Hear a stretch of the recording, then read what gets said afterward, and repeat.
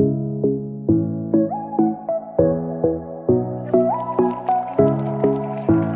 जगन्नाथ सांग माने मु आज बनैबी माछ आंबुल झोल। माछटी को मुझे भल भाव में धोई नहीं से लुण हलदी तीण करी मु जल्दी। प्रथम आम कड़ईटी को गरम करने को छाड़ीदे से किसी तेल देदेबा। तेल गरम होगापर से आम माछटी को गोटी गोटी कर भाजी नवा। देखो माछटी आमर केते सुंदर भाव में भाजी हो गला।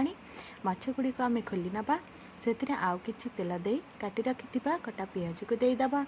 पियाजटी को किसी समय भाजला आम से टमाटो देदेबा। टमाटो को किसी समय सिझापी छाड़ीदे। देखु आमर टमाटो ये सुंदर भाव में सिझीगला। से बाटी रखि जीरा रसुण सोरिषर पेस्ट को आम से देदेबा। सांग माने मुझे मसलाटी को शिଳରେ बाटिकी नहीं।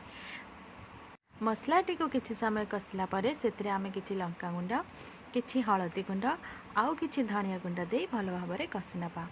हाँ से कि चिकेन मसला दे भल भाव में कषि नवा। देखु आमर ये मसलाटी बहुत भल भाव में कषि हो गला। एबे आम से पानी देदेबा। पानी सहित आउ कि आंबुल देदेबा। देखु आमर ये माछ झोलटी केते सुंदर भाव में फुटीगला। से आम ए भाजी रखि माछ गुड़ी को गोटी गोटी कर पकईदबा। माछ गुड़ी को पकईदे आउ किसी समय फुटवाई छाड़ीदबा। देखु आमर ये केते सुंदर भाव में माछ झोल प्रस्तुत हो गला। से किछि गरम मसला देदेबा।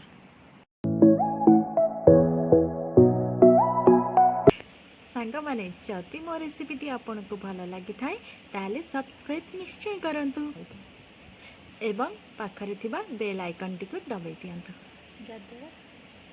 जहाद्वारा आपण माने एपरी नुआ नुआ वीडियो देखि परिबे।